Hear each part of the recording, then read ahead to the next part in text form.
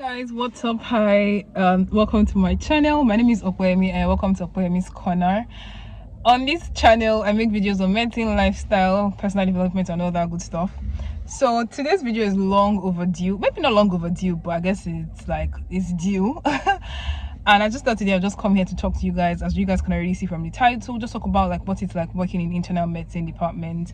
So I'm just going to backtrack a bit. So sometime in January I started a new job and I put up that video on my channel. I'm going to link it somewhere up here. And that video actually did really well. I think currently it's at over 1,000 views. I don't know how many exactly, but so yeah, I started this new job January 16th of 2023. And I just thought I'll just come on here to talk to you guys about how that's going, how that's been, how it's been like working in this department, because I had only worked in internal medicine fully during my house job for 3 months, and the other experience I've had in internal medicine per se, I've just been kind of like not as detailed as I've had it in the past 6-7 months now.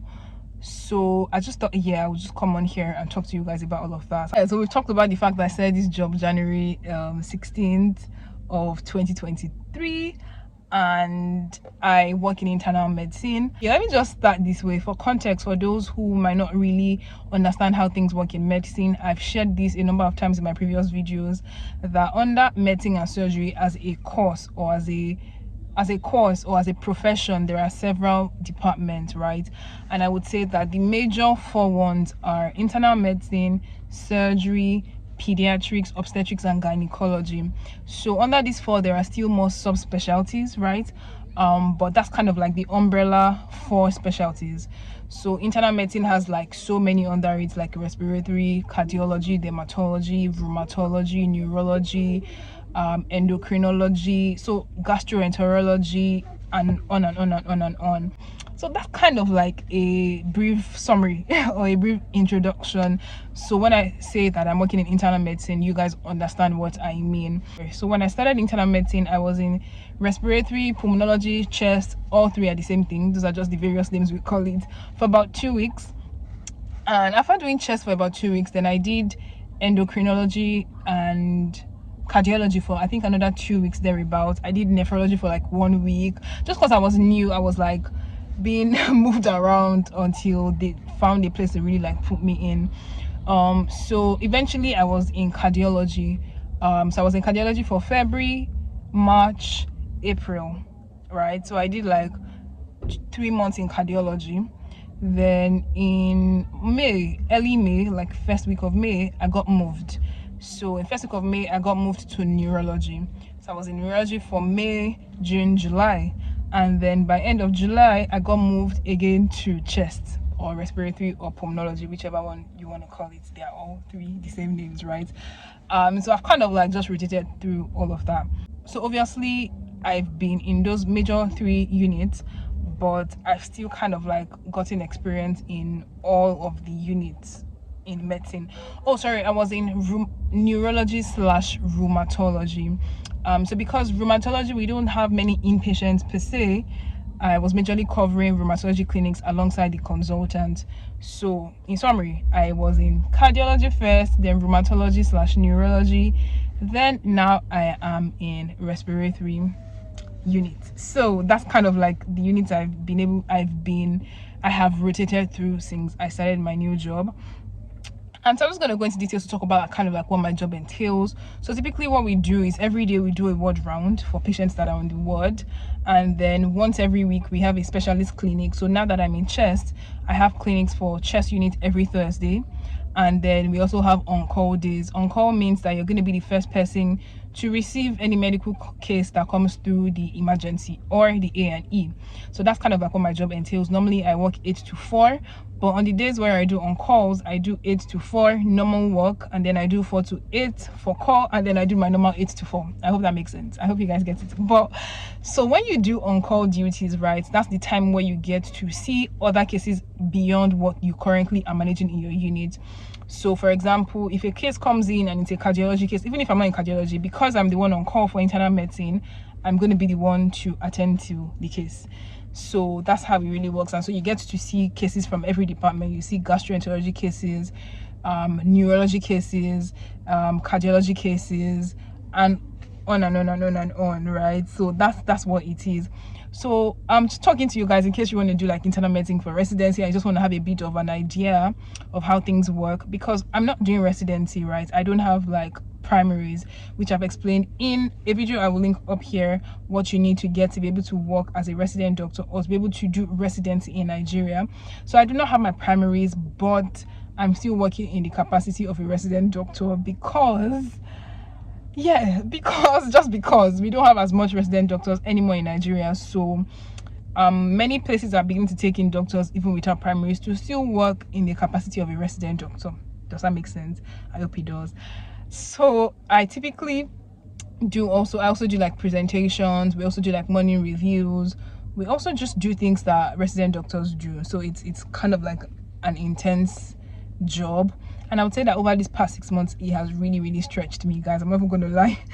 It has really stretched me. And I'm just going to talk about some of the things I do, some of the things I don't really like, and some things that I kind of like. So internal medicine is that department that makes you think. Like, you would have to think and you would have to study if you're going to work in internal medicine. You have to have a lot of stuff. And I'm not saying that I have a lot of stuff, guys, but maybe I'm getting there. I don't even know. But like in internal medicine, you have to have your stuff. And I would say that some of the things that I've really struggled with while working in internal medicine would definitely be dealing with very ill patients. So the con of internal medicine in Nigeria is that a lot of patients, many people, okay, let me just say it this way, that a good number of us, or we're not, how would I put this? So Nigeria is not most people in Nigeria don't have a very good health seeking behavior, and also most Nigerians are not proactive. And I would say that's even the same thing for me, to be honest. We don't do a lot of preventive medicine. We do a lot of medicine after death, if you get what I mean. So sometimes people notice changes in their bodies, they don't come to the hospital, and then it's now when things have gotten like really bad that they now come.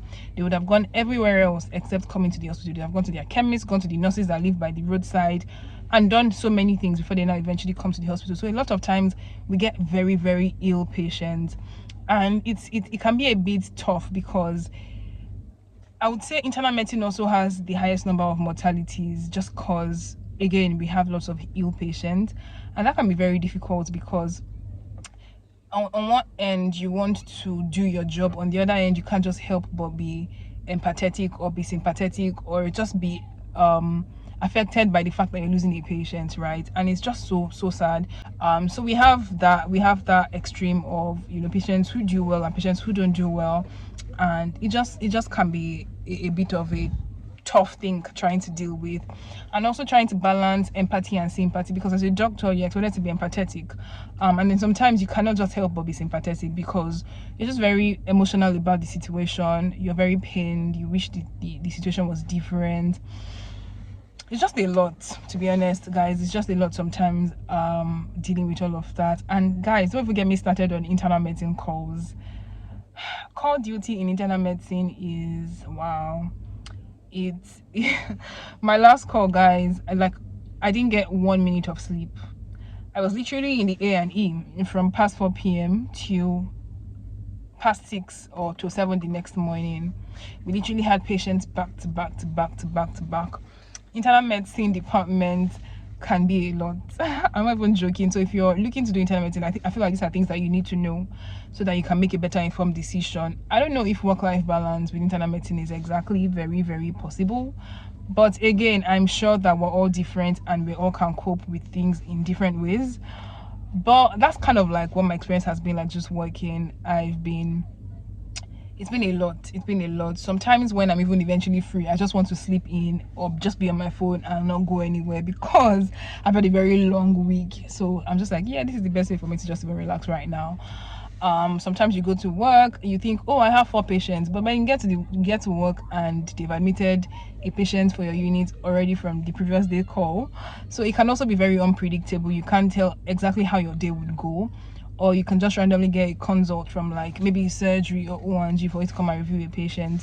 So yeah, it can be very unpredictable in terms of like you can't, and I guess that's how it is generally for medicine. You can't really predict how your day is going to go, really. So yeah, that's it. I don't know if there's anything that I should probably talk about that I'm not, but if you are working in internal medicine and you have a few things to share, I think you should just drop a comment down below. We'd like to read from you. So I hope you guys kind of have just enjoyed like my job update over the past couple months. What would I say this job has done for me? I would say I've definitely grown so much in terms of like my clinical acumen. A lot of things that I can pick now I couldn't pick as of January when I started this job. A lot of my history taking has my, like, cause in medicine there's something we call clerking. My clerking skills have tremendously improved. My history taking examination skills have improved. My ability to interpret results and offer treatments to patients have tremendously improved. I've gained so much independence. I've become way more confident. I've become way more confident, way more independent in decision making as well, to, you know, make decisions, be able to save patients' lives. So I've just grown so much more than before. And yeah, I'm just like really proud of how much progress I've made. And as much as the job is a lot, I would say that it's definitely been a stretching experience, and I guess in a good way. Even if in future I don't end up doing internal medicine, I know that I don't intend to do internal medicine for residency, right? But for sure, I feel like this experience is something that nobody can take away from me, right? It's something that has definitely improved my practice as a doctor. So I'm very grateful for the experience, really. And yeah, just came here to just you guys about all of that. And I hope you guys enjoyed kind of like having this chit chat with me and getting to know a bit about, you know, what my work is like and how it's been like working in a new job. And again, when I started this new job as well, I was so nervous. I'm not even gonna lie. I was just like overthinking the whole thing. And I guess it's also, like I said, it's grown my confidence level, and it also made me know and just be more confident in the fact that even if tomorrow I'm going to decide to do a different specialty entirely, I will be fine. I might have it rough at the beginning. It might take a bit of getting used to, but eventually I will get used to it, and I will do well by God's grace.